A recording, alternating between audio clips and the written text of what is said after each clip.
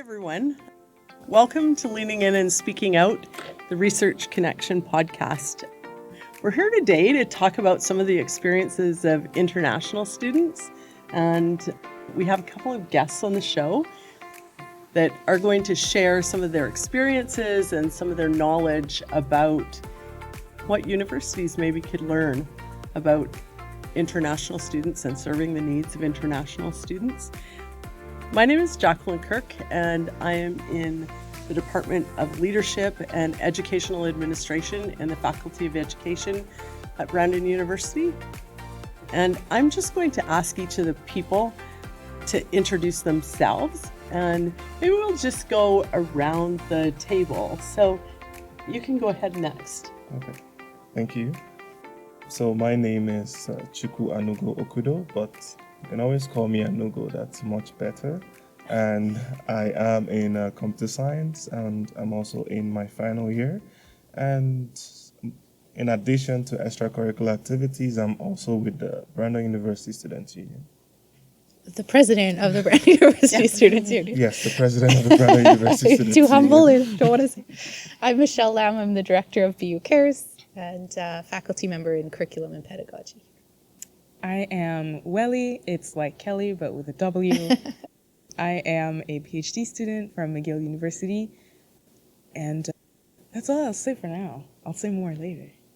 Sounds good. Excellent. I'll ask the first question. How can faculty members enhance their teaching to better respond to the needs of international students, particularly those from marginalized or racialized backgrounds? And why is this important within post-secondary institutions? And I'll just ask both of you, and whoever wants to start, just go ahead.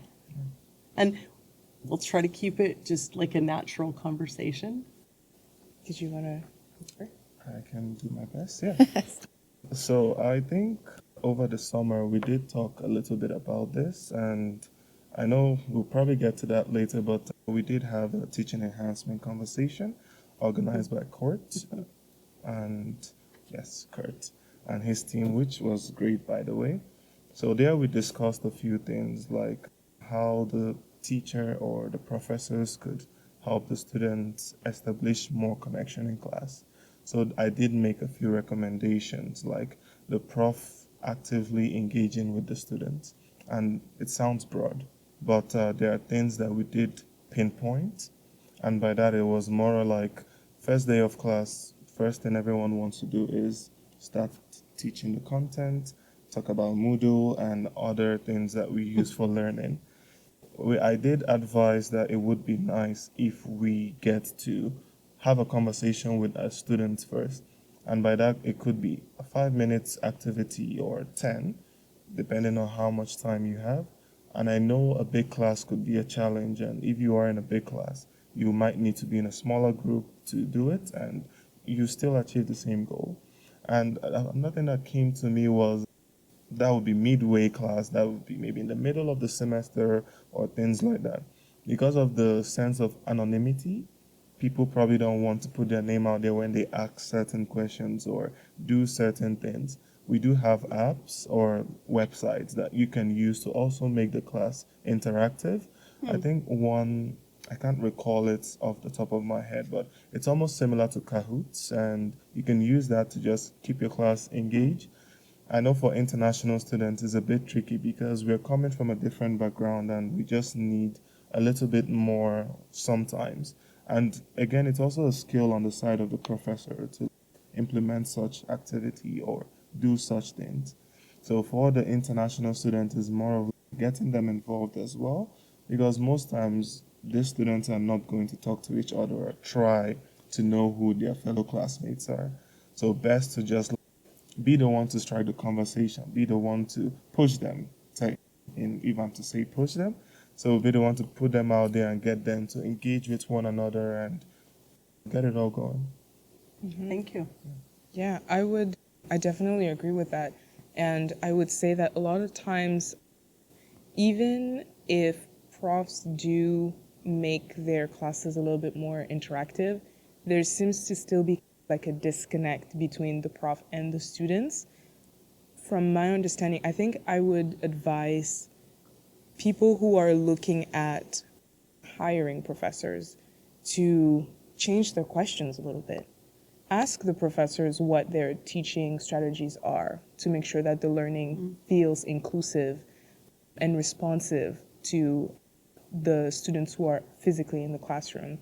And I think that a lot of the times, the reason why I bring this up is because universities are, rightfully to a certain extent, concerned about research output from profs. Yeah. So profs get hired for mainly the purpose of producing research and bringing in funding and so on. And obviously this work is very important, but I think more questions need to be asked as to their facilitative approaches to teaching, approaches to learning, maybe some values that they have, maybe some ethics that they observe, maybe some practices that they have taken on that they know, given from feedback from students, are working.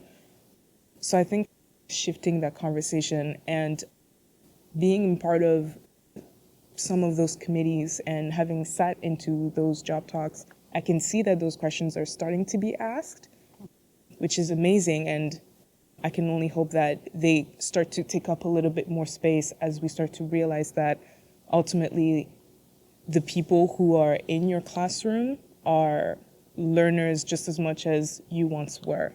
So the learning experience that you wish you had, let's talk about that. Try to bring that into the classroom so that you don't perpetuate this weird cycle of coldness that all of a sudden happens when you get to university. Because it feels cold. Like as international students, we come from like some type of warmth. Like I went to French schools.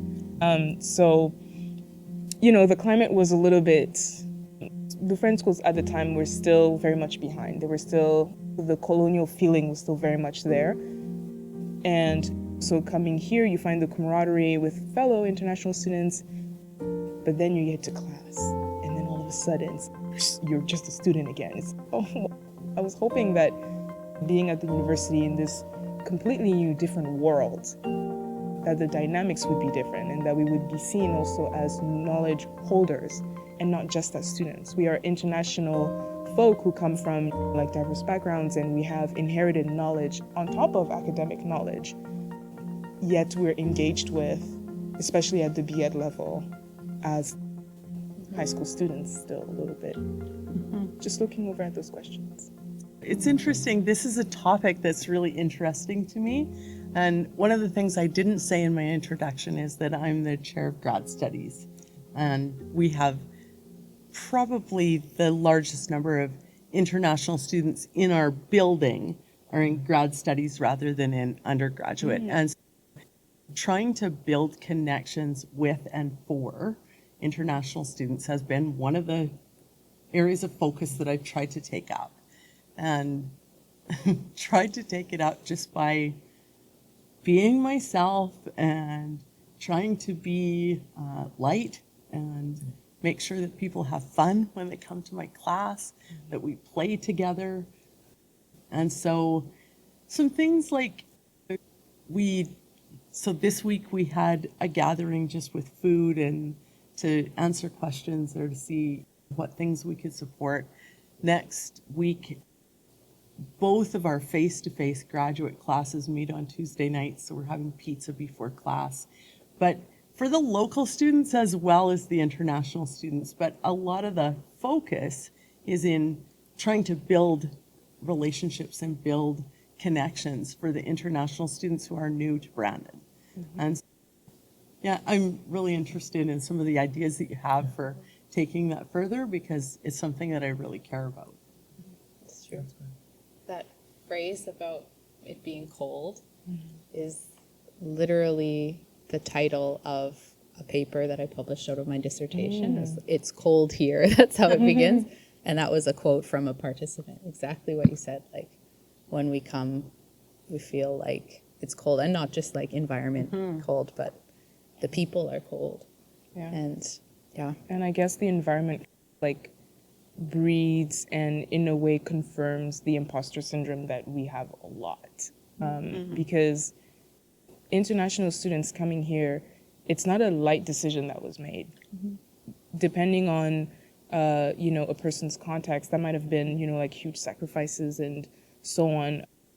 So coming in here and feeling so alienated and feeling, oh, should I even be here? I don't know. There's a lot of pressure and I'm not seen in the classroom. It just harbors this weight that I don't think students should have at any level.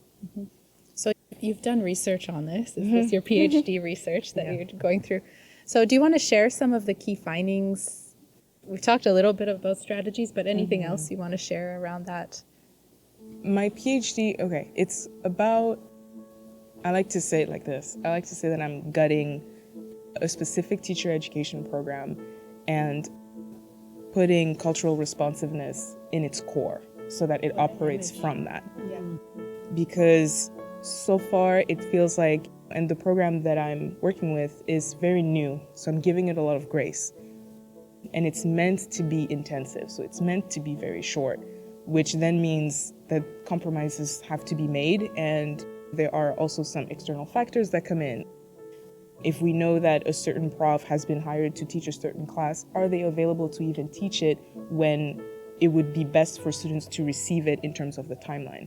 So let's say if you were being prepped to teach ESL, English as a Second Language, but then the prof that's teaching grammar is not available for the first semester, you'll have to learn it in the second semester after you've already done your internship. It's a little awkward, but it's just one of those things, external factors. But I would say that from all the work that I've done leading up to this, because this doesn't operate in a silo, my first introduction to that type of work has been in adding the ADI consideration section in one of the most important documents that students use in our faculty. It's the learning templates. So every single student at the Faculty of Education has to use this document throughout their degree, regardless of what their degree is. And it's the document that they use when they write up lesson plans and unit plans. So it gives space for the structure of the lesson, and then on the side, like a reflection, like what's the goal, what do you want students to learn, so on and so forth.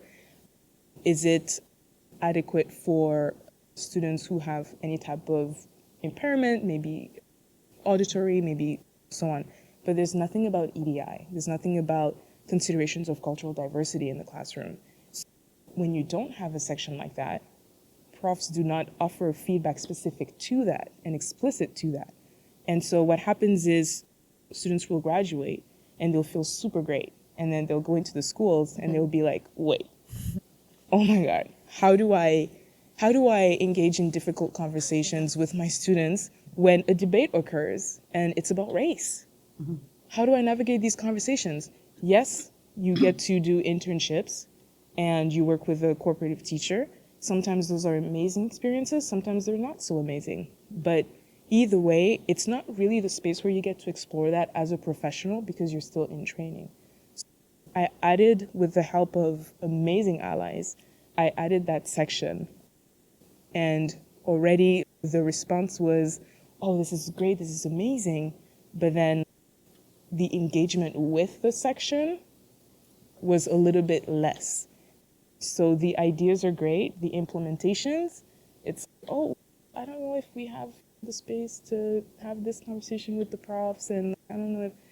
So there's a little bit of, not necessarily pushback, but the engagement is not as hard as I would hope it to be. And I find that it's similar-ish with the EDI workshops that I give, that I call beloved communities. So they are meant to tackle these topics: microaggressions, tokenism, positionality, and neutrality, so-called, in the classroom. And they are open to everyone, but I highly recommend faculty to show up to them. And the turnout has been great. Mostly students would come, though, and non-academics. Faculty, and again, context is very important. Faculty have a lot on their plate, so they can't all show. So I'm still trying to find the way to make it more explicitly open to everyone. The feedback that I've received is like, oh, I thought this was a student thing. No, you should come too. Just trying to see how I can best connect with faculty in a way that is welcoming, because I don't believe in bullying people into coming into these spaces. I don't think that's productive at all. And I respect the workload that everyone has. But finding ways to connect better so that they show up authentically, so that the workshop is productive. That's great. Thanks for sharing that. I really like that idea of making it explicit that this is expected, that you're engaging with EDI content right in all of the things going through. It's wonderful. And you've done a lot of work with the Teaching Enhancement Conference and workshops with faculty as well. So that's a nice segue. I wonder if you could talk a little bit about that and what you presented around the need for culturally responsive pedagogy. Said I wouldn't use the word pedagogy. But yeah, maybe do you want to share about that? How we can apply those? So in the conference, the faculty, they were really keen to learn and understand how to better help international students.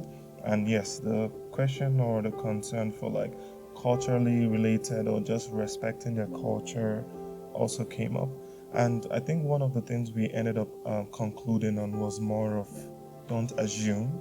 And we did make sure or just try to put it out there that it's okay to just ask the question and get to understand what works for the student, or ask, what is your name? What do you like? Where are you from? I think sometimes we're a bit scared to ask that question because we don't want to be painted as maybe racist sometimes by asking, or I think when I say asking, just going with the flow instead of actually confirming. So you just probably don't want to pry a little bit more. So it's okay to actually ask the question and confirm, okay, where are you coming from? And get to know your student, get to know who you're working with. And that way you can probably get a better flow in your classrooms. I think that's one of the things that we did mention. Also, I think we also brought up going to workshops and getting them to go out there and gain more education, because it's something that helps them, not just in their class, in the long run as well. So getting to do that workshop education and building yourself to understand how these things work, it also goes a long way for you to better and foster a stronger relationship with your students.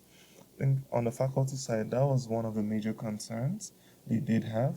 And again, it was more of the faculty or professors trying to push more for this, because the students might have concerns that they do not know of and they just keep it to themselves. And of course, they don't do well in class or they don't succeed.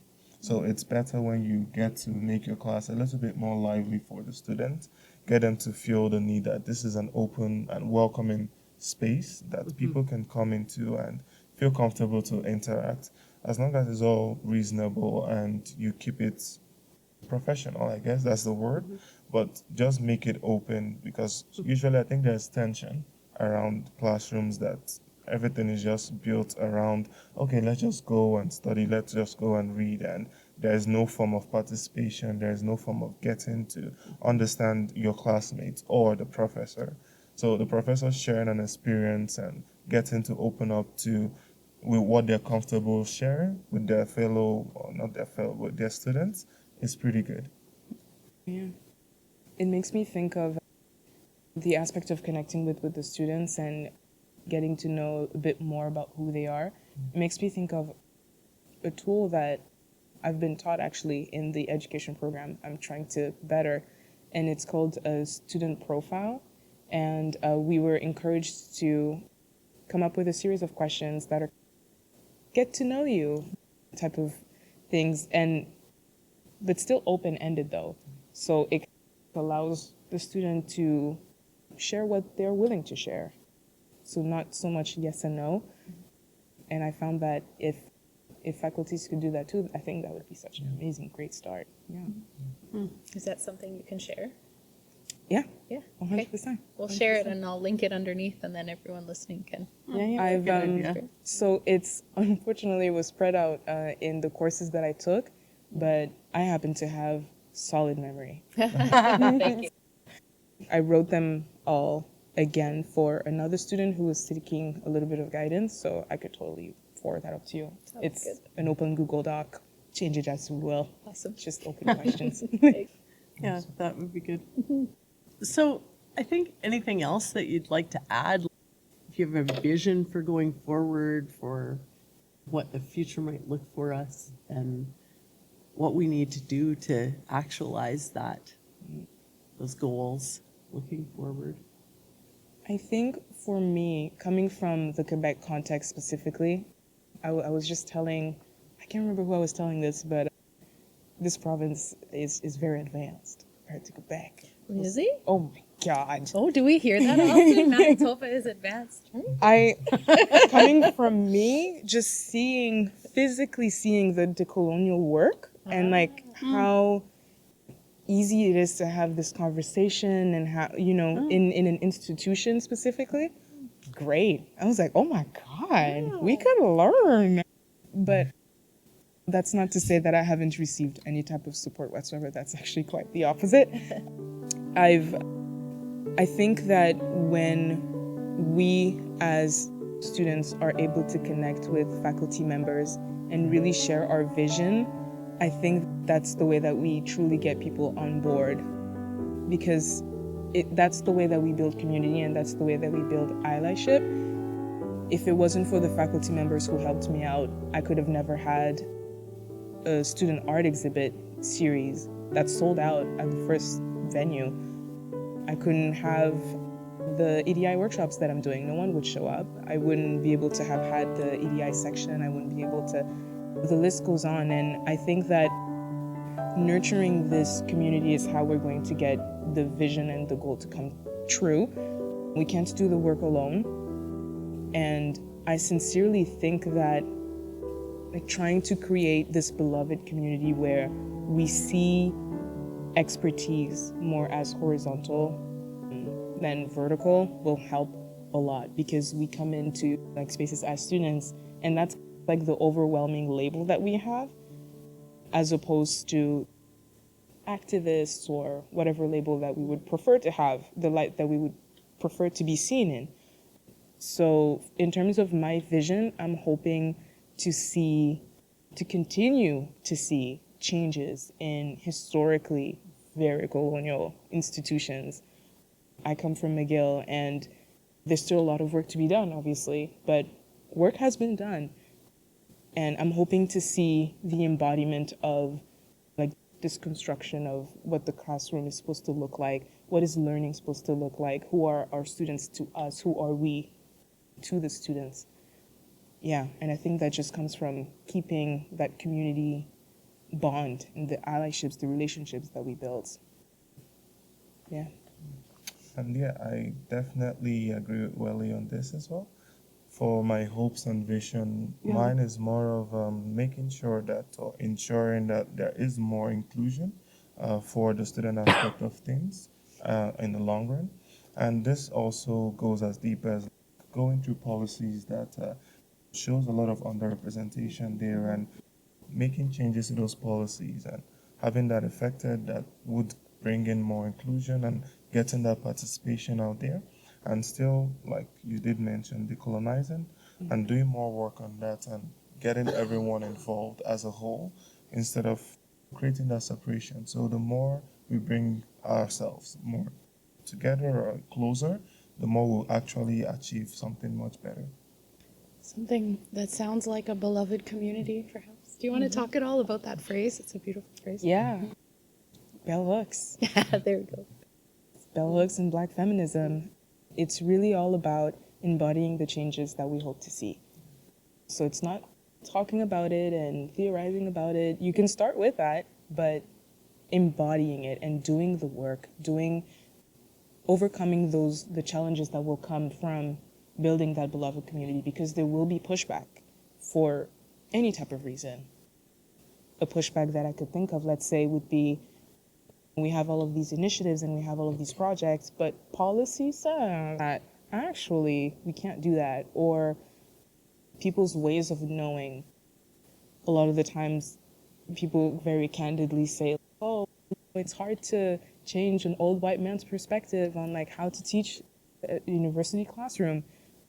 Unfortunately, there is some truth to that because ways of teaching and just engaging in pedagogy has been so ingrained with our colonial legacy that it feels not changeable. And so when we try to teach differently in the classroom, it's seen as unconventional or controversial or different. For example, I think one of my supervisors, he's absolutely amazing. He's amazing. And his class is transformational, just transformational. He's the first one I think that I have seen operate a classroom in this way. And I am not sure if it's context specific. He teaches equity in education. His name is Dr. Emmanuel Tabi. He's absolutely amazing. I call him my academic father. He's my academic dad. And the way that he starts his class and ends it is with encouraging students to write where I am from poems and where I'm going poems as a reflective tool to really critically engage with your role and your identity as a teacher and as a human being responsible for other people's development. And I think that making space for that already is huge. It's huge. By doing that, he is walking the talk. He's doing work. He's making space for that co-construction of knowledge because he's welcoming his students' identities to be in the classroom. And he's welcoming the intergenerational knowledge that they have and that they bring into these classrooms. So that's an example. My other supervisor as well, Dr. Joe Levitan, is absolutely amazing. And he operates similarly, but with his own kind of take on it. So those conversations of how are you doing? Where are you coming from? Like he weaves it into his class and it just makes it so organically complete where you don't just learn as a student, but you learn as a change agent. You learn as a human being and you grow. But there are some other profs who will approach the topic like, today we're learning ABC and your assignment is due on this date and you have to bring it in. Doesn't matter if their life circumstances, the homework must come first. And there's difficulty in bringing up those types of teaching styles and be like, do you think maybe we could have classroom discussions, maybe, as opposed to just going through assignments? Another prof is huge on mental health, and it shows. The reading break on her syllabus, it says, the reading break is for you to connect with your loved ones and for you to rest. I've never seen this in a syllabus before. Oh my God, I thought I had to dedicate my life to this work. So really embodying what it is that we are trying to see and making that sacrifice because sometimes you will get pushback from maybe higher ups. I don't know if this is something that my supervisors have gone through. I don't know what people go through, but I can only assume when you're operating inside of such a historical institution, there must be some type of feedback. There's maybe some type of pushback a little bit. And I guess that's sacrifice that we have to be willing to make if we're trying to see that change, unfortunately. Yeah, and just like you said, incorporating the questioning aspect into the teaching. I had one of my prof actually get us a student, as you're coming in, you write your name, not your name, but like your country, where you're from on the board, or something unique or your favorite thing about yourself on the board, and just one word or 2 words. So get everyone to write it, and that way we just start the engagement process of things. So that's another way to just open it up, and even if no one is talking, you already make like there is an activity to do as you enter the class, something engaging, which is quite unique, and it's not something you see everywhere. So it's good when you have such things practiced. And like I said again, it's a skill. It's not something that everyone's just going to hop in and start doing. Sometimes it takes time, but it would be nice if it's incorporated in classrooms. Yeah, we're not just brains in desks, right? Like we're whole people with communities around us. Right? What a great conversation. Really good. Yeah. Yeah. Any final thoughts or anything you'd like to share? I can't think of anything. All right. Thank you so much for coming. We appreciate the conversation, and I think you're speaking to both of our hearts as well. And I know Jackie's been talking about this topic for a long time. And I always admire that about your classes as well, Jackie, just Thank how you, Jackie. engaged you make them. Thanks. Thank you. Thank you.